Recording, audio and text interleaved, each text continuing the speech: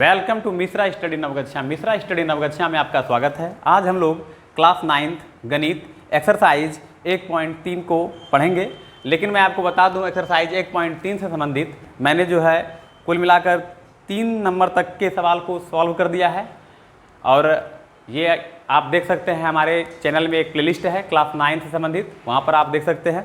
आज ये पार्ट 2 आने वाला है, पार्ट 1 मैंने पढ़ाया है, तो चलिए पार्ट 2 में देखते हैं क्या है। तो यहाँ पर देखिए क्वेश्चन नंबर 4 दिया है कि 0.9999 को P/Q के रूप में व्यक्त कीजिए। क्या आप अपने उत्तर से आश्चर्यचकित हैं? तो यदि आपके पास NCERT मैथमेटिक्स बुक है तो आप ले लीजिए। तो देखिए इसको हम कैसे सॉल्व करेंगे।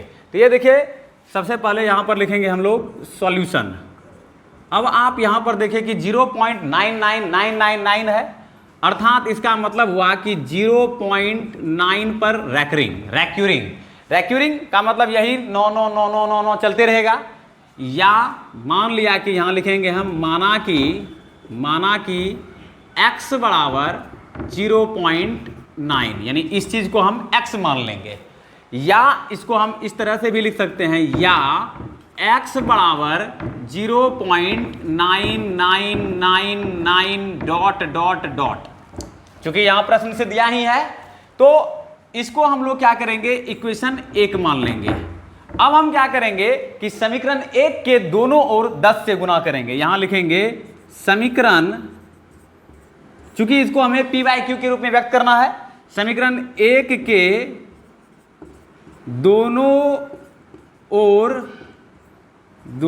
ओर 10 से गुना करने पर, देखिए 10 से गुना क्यों करेंगे, इसके पीछे का रीजन क्या है ये आप जानिए। देखिए 0.999 का मतलब हुआ कि ये बार बार इसी का पुनरावृत्ति हो रहा है यहाँ पर।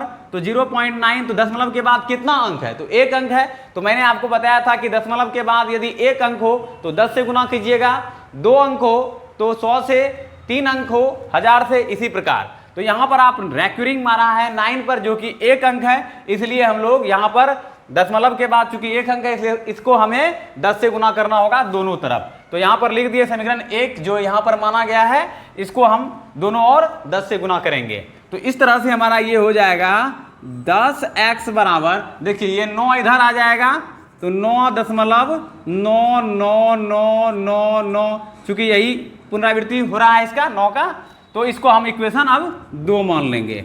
अब हम क्या करेंगे, समीकरण 2 में से समीकरण 1 को माइनस कर देंगे। यहां लिखेंगे समीकरण 2 माइनस समीकरण 1 से।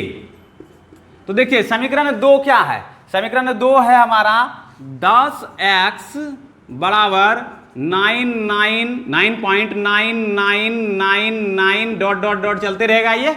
और समीकरण 1 हमारा है x बराबर 0.9999 अब क्या करना है, माइनस करना है। तो ये और ये कैंसिल हो जाएगा, और 10x में से यदि आप x माइनस करते हैं तो ये हमारा हो जाएगा 9x इज इक्वल टू 9।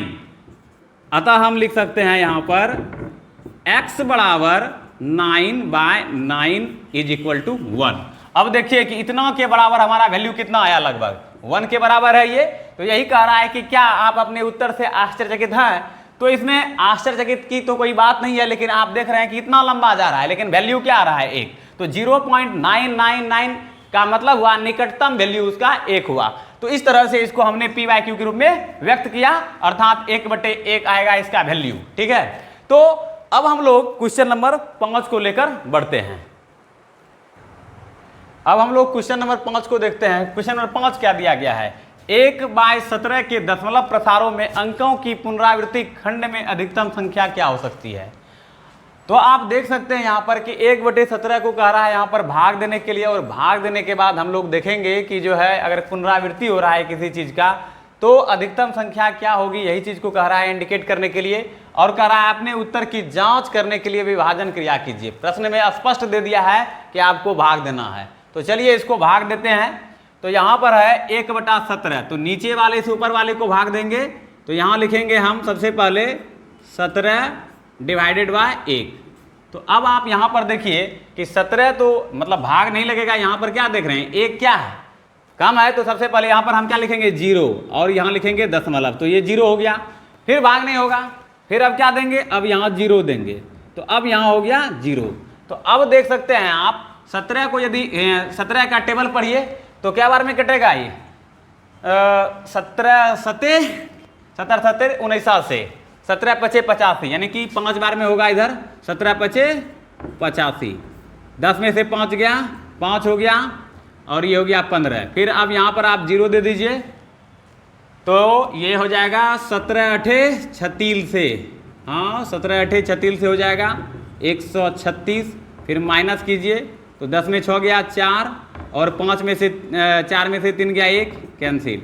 फिर 0 दीजिए, 17 तिया 51, 17 चौके 68, 17 पचे 85, 17 छके 102, 17 8 बार में फिर कटेगा 136, 10 में से 6 गया 4, और ये कैंसिल हो गया। फिर अब 0 उतरेगा, फिर चलेगा 17 दूनी 34, 17 दूनी ये हमारा हो गया 34। अब फिर माइनस कीजिए, 10 में से 4 गया 6, और उसके बाद ये कैंसिल हो जाएगा। फिर अब 0 उतारिए, अब क्या बार में कटेगा, 3 बार में, 17 तिया 51, 10 में 1 गया 9, कैंसिल। फिर 0 दीजिए, अब फिर 5 बार में, 17 पचे 85, फिर 5 हुआ, फिर 0 दीजिए, फिर 17 दूनी 34, 2 बार में कटाइए, 17 दूनी ये हो जाएगा 34, 10 में से 4 गया 6, और ये कैंसिल हो जाएगा, 4 में से 3 गया 1, 16। फिर जो है आप 0 दीजिए। अब 9 बार में फिर लिखिए, 17 नमा 153, 10 में 3 गया 7, और ये हमारा हो गया कैंसिल। तो इस तरह से यदि आप भाग देते रहिएगा तो देखिएगा कि पुनरावृत्ति कहाँ हो रहा है। तो जहां पर पुनरावृत्ति होगा, जैसे कि देख लीजिए 0.058823529 और आगे जाएगा, फिर जब लास्ट में क्या होगा कि जैसे कि मान लीजिए यहां पर 9 आ रहा है, तो 9 लास्ट में जब 9 आ रहा है तो फिर वही 9 9 9 या 9 के बाद फिर यही चीज का पुनरावृत्ति हो जाए। तो ये आप भाग देकर खुद ट्राई कर सकते हैं। मैंने आपको हेल्प के लिए इतना उठो भाग दे दिया, और आप भाग देकर खुद को बता सकते हैं कि जो है अधिकतम संख्या क्या हो सकती है। यानी कि ये जो आप देख रहे हैं यहाँ पर कि 0.058823529 ये अंक हुआ कि भाग देने के बाद क्या आ रहा है, और भाग दीजिएगा तो अब क्या क्या हो सकता है, पुनरावृत्ति इसी चीज का होगा। कब होगा, तो ये आपको पूरा भाग देने का मतलब भाग देना होगा इसके लिए। तो चलिए अब हम लोग क्वेश्चन नंबर 6 की ओर बढ़ते हैं। तो आपने समझा इसको, तो चलिए अब देखते हैं क्वेश्चन नंबर 6 क्या कहता है। क्वेश्चन नंबर 6 है P/Q, जहां Q बराबर नहीं है 0 के रूप की परिमेय संख्याओं के अनेक उदाहरण लीजिए। यानी कि यहां प्रश्न ये कह रहा है कि P/Q, Q does not equal to 0 के रूप की परिमेय संख्याओं के बहुत सारे एग्जाम्पल को लेने के लिए कहा जा रहा है यहाँ पर, जहां P और Q पूर्णांक है जिनका एक के अतिरिक्त अन्य कोई उभयनिष्ठ गुणनखंड नहीं है। यानी एक के अतिरिक्त कोई अन्य उभयनिष्ठ गुणनखंड यानी कि कॉमन फैक्टर नहीं होना चाहिए। P और Q एक ऐसा संख्या लेंगे, हम उसको परिमेय के रूप में लिखना है, और जिसका शांत दशमलव निरूपण प्रसार है। तो ये भी कह रहा है कि शांत भी होना चाहिए, ऐसा लीजिए। क्या आप यह अनुमान लगा सकते हैं कि Q कौन सा गुण अवश्य संतुष्ट करना चाहिए, यानी Q को कौन सा गुण अवश्य संतुष्ट करना चाहिए।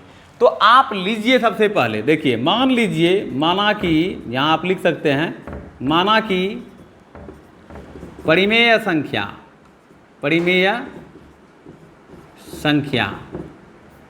2/8 ले लीजिए, पहला हो गया।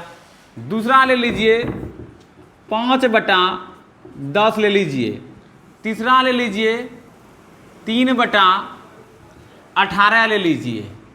तो इस तरह से आप ले सकते हैं। अब आप देखिए कि ये पहला जो है ये संख्या जो है परिमेय है, दूसरा भी आप देख रहे हैं कि ये भी एक परिमेय संख्या है, और तीसरा भी है एक परिमेय संख्या है।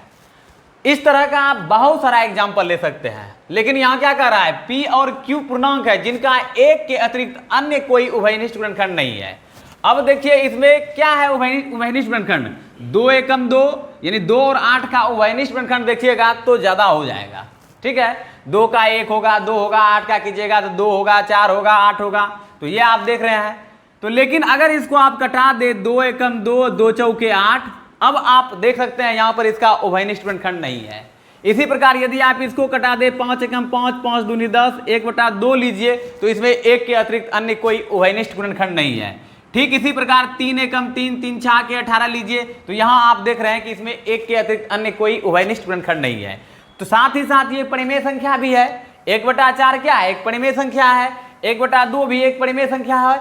1/6 भी एक परिमेय संख्या है। लेकिन प्रश्न अब क्या कह रहा है कि कहता है क्या दशमलव प्रसार अब इसका शांत होगा या नहीं? 1/4 का दशमलव प्रसार शांत होगा या नहीं? 1/2 का दशमलव प्रसार शांत होगा कि नहीं? इसी प्रकार 1/6 का अगर हम भाग देंगे उसका दशमलव प्रसार देखेंगे तो शांत होगा या नहीं, ये कह रहा है। तो इसके लिए Q जो है यानी Q यानी P हमारा हो गया ऊपर और Q हमारा हो गया नीचे, अर्थात अंश बटे हर। ठीक है, अंश को हम लोग P से इंडिकेट करेंगे। यहां आप देख रहे हैं P/Q, जहां P अंश होगा और Q हर होगा। तो यहां पर 1 अंश है और 4 क्या है? हर है। इसी प्रकार 1 अंश 2 हर, 1 अंश 6 हर, इसी प्रकार है। तो अब यहां कह रहा है हर, अर्थात हर क्या है? Q है। तो क्या यहां पर प्रश्न क्या कह रहा है? Q को कौन सा गुण अवश्य संतुष्ट करना चाहिए? तो ध्यान दीजिए कि यदि Q 2 या 5 के घात के रूप में रहेगा तब वह शांत होगा, वह शांत होगा।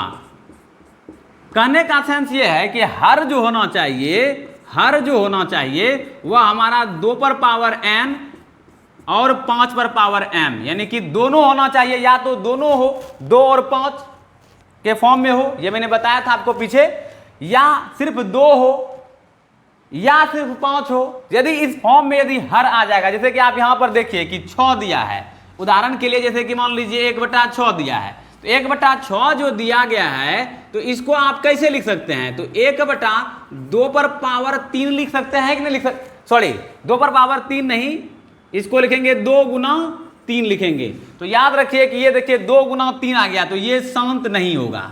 ठीक है, इसी प्रकार यहाँ 1/2 है तो ये शांत हो जाएगा, 1/4 है तो ये शांत हो जाएगा, लेकिन 1/6 शांत नहीं है। क्यों नहीं है? क्योंकि 2 और 3 के रूप में आ गया है। प्रश्न कह रहा है कि 2 या 5 के घात के रूप में आना चाहिए, कि 2 पर पावर कुछ या 5 पर पावर कुछ, यानी कि 2 पर पावर यदि n रहेगा और 5 पर पावर m रहेगा हर के रूप, मतलब कोई भी परिमेय संख्या का हर यदि 2 पर पावर n गुना 5 पर पावर m के रूप का रहता है तो वह शांत होगा। तो यहाँ देखिए 1/4 है, अगर हम एग्जाम्पल के तौर पर देखें कि 1/4 यदि ले तो इसको हम लिख सकते हैं 1/2 पर पावर 2 गुना 5 पर पावर 0। तो ये हमारा 2 पर पावर n गुना 5 पर पावर m के रूप का आ गया है। तो ये हम कह सकते हैं 1/4 क्या है?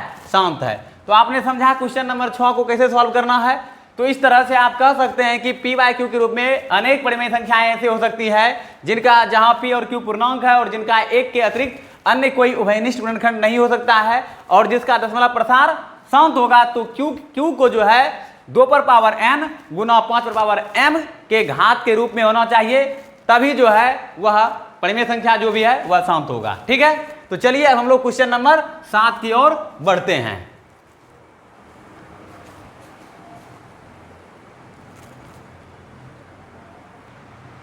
तो अब देखिए क्वेश्चन नंबर 7 क्या दिया है। क्वेश्चन नंबर 7 दिया है ऐसी 3 संख्याएं लिखिए जिनके दशमलव प्रसार अनवसानी अनावृत्ति हो। अनवसानी अनावृत्ति का मतलब ये हुआ कि आप जो है जब आप उसका दशमलव प्रसार कीजिएगा तो वह चलता रहेगा, अर्थात आपको हम यहाँ पर बना करके दिखाने का प्रयास करते हैं। मान लीजिए कि a बराबर 0.1, ठीक है, 0.10 लिए। ठीक है, अब देखिए इसको अनवसानी अनावृत्ति कैसे बनाएंगे। अनवसानी अनावृत्ति बनाने के लिए अब देखिए 1 है, डबल 1 कर दीजिए, फिर 0, फिर अब ट्रिपल 1 कीजिए, फिर 0, फिर यहाँ पर आप 4 को 1 करके फिर 0, इस तरह से चलेगा। अब यहाँ पर ब्रैकेट में आप लिख लीजिए जब अगर x बराबर 1 लें और y बराबर 0 लेंगे, ठीक है, तो इस तरह से चलेगा। अब दूसरा अगर आप देखते हैं इसी प्रकार b बराबर अगर आप लेंगे तो b बराबर क्या लीजिएगा, b बराबर x के लिए यहां पर आप लिख सकते हैं, x के लिए अब की बार हमको लेना है 1 और y के लिए लेना है 2। अब की बार 1 लिए x के लिए और y के लिए क्या ले लिए, 2 ले लिए, ठीक है। तो x बराबर 1 y बराबर 2। यहां पर आप देख रहे हैं कि x बराबर 1 y बराबर 0, तो यहां क्या देख रहे हैं कि 1 1 का पुनरावृत्ति हो रहा है, तो पहले यहाँ 1 1 ठो लिखे, फिर 2 ठो 1, फिर इसी प्रकार 3 1, फिर 4 1 और 0 1 1 ठो चल रहा है। तो इसी प्रकार अब यहाँ देखिए x बराबर हम क्या लेंगे, 1 लेंगे, तो यहाँ पर हम लिख सकते हैं कि 0.11, ठीक है, 0.111 भी ले सकते हैं, या ऐसे लिखिए सीधा सीधी 1 2 10, यानी कि यहाँ पर 0 लिए। अब की बार कुछ भी ले सकते हैं, जैसे 1 1 भी ले सकते हैं। हमने यहाँ पर x बराबर 1 लिखा, y बराबर 2 लिखा, ठीक है। तो इसका मतलब अब इस तरह से चलेगा 1 1 2, फिर 1 1 2, फिर 1 1 3 3 हो गया, इधर 4 1 होगा, फिर 2, इस तरह से चलेगा, ऐसे लिख सकते हैं आप। तो अब देखिए और कह रहा है, क्या कह रहा है, ऐसी 3 संख्याएं लिखिए जिनके दशमलव प्रसार अनवसानी अनावर्ती हो। अनवसानी मतलब अनअवसानी का मतलब हुआ कि जैसे आप देख रहे हैं 1 0 है तो 1 2 को आया, फिर 0, फिर 3 1 आया, फिर 0, फिर 4 1 आया, फिर 0, इसी प्रकार 5 1 आएगा, फिर 0। बी नंबर का देख सकते हैं कि 0 पॉइंट, जैसे 1 2 लिए हम तो फिर 1 1 2 बार आया, फिर 1 ठो 2, फिर 3 1 आया, फिर 2, फिर 4 1 आया, फिर 2, फिर डॉट डॉट डॉट डॉट, इसी तरह से चलेगा। और तीसरा नंबर का अगर आप देखें सी बराबर, जब हम x बराबर अब की बार 2 और 3 लेते हैं, x बराबर अब की बार हम 2 लेते हैं और y बराबर अब की बार 3 लेते हैं। पहला में हम क्या लिए, x बराबर 1 y बराबर 0, फिर दूसरा में x बराबर 1 y बराबर 2, x बराबर 2 y बराबर 3। तो आप यहाँ पर देख रहे हैं कि हम कुछ भी ले सकते हैं। तो अब c बराबर हमारा क्या हो जाएगा, तो अब आप यहाँ पर लिखिए 0 पॉइंट, जैसे यहाँ देखिए 2 3 है, 2 3 लिख दिए। सबसे पहले क्या था, यहाँ 1 2 था तो 1 2 लिखे थे, यहाँ 1 0 लिए थे, पहले 1 0 यानी कि 10 लिखे, इसमें 1 2 हो गया तो 12 हो गया, इसमें 2 3 हो गया तो 23 हो गया।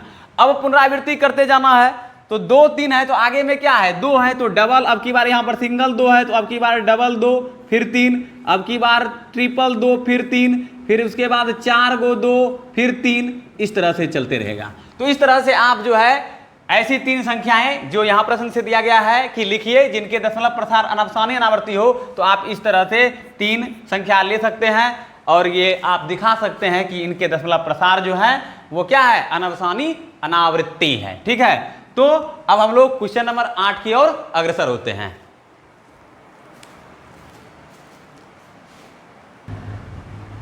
तो अब देखिए क्वेश्चन नंबर 8 क्या दिया है, परिमेय संख्याओं 5/7 और 9/11 के बीच 3 अलग अलग अपरिमेय संख्या ज्ञात करने के लिए कहा जा रहा है।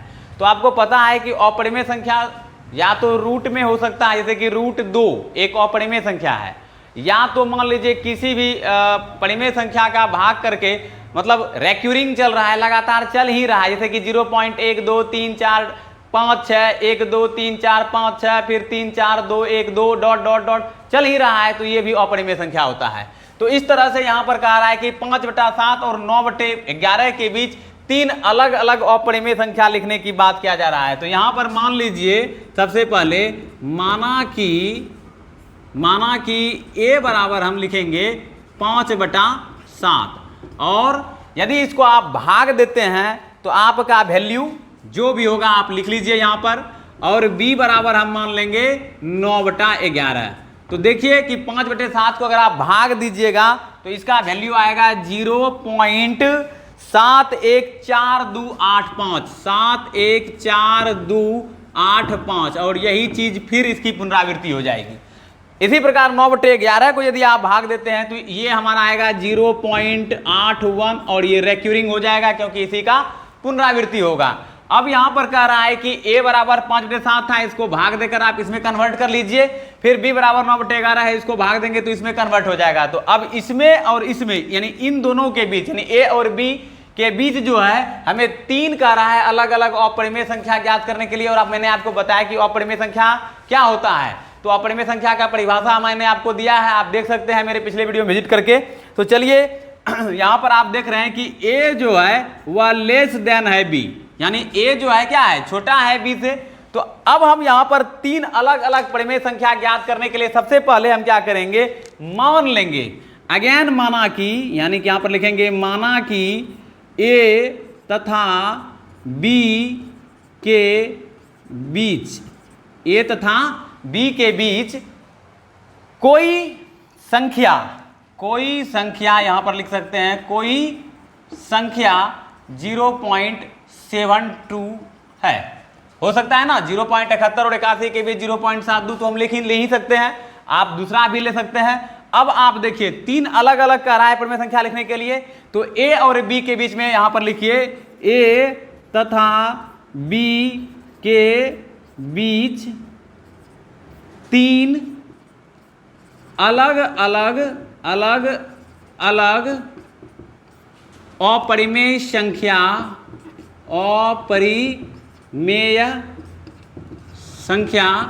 इस प्रकार हम लिख सकते हैं, हो सकती है अपरिमेय संख्या इस प्रकार हो सकती है।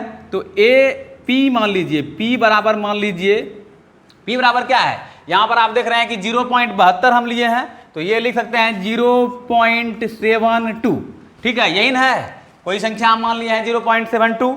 तो अब 72 को आप कैसे लिख सकते हैं, 72 फिर आप यहां पर जब आप x बराबर 1 रखें और y बराबर 2 रखें, इस तरह से अगर आप लिखते हैं x बराबर 1 और y बराबर 2, तो हमारा हो गया 1 2, ठीक है, 1 2 हो गया।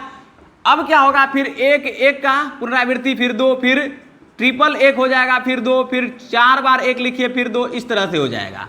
पुनः देखिए q बराबर, अब यहां पर 0.72 तो है ये है, अब यहां पर x बराबर 1 y बराबर 2 लिए थे, अब आप x बराबर 2 और y बराबर 3 ले लीजिए, ठीक है। अब देखिए पहले यहां पर आप लिख दीजिए 2 3, अब यहां पर 2 की पुनरावृत्ति होगी, 2 2 फिर 3, फिर 2 3 ठो 2 फिर 3, फिर 4 ठो 2 फिर 3, इस तरह से चलते जाएगा।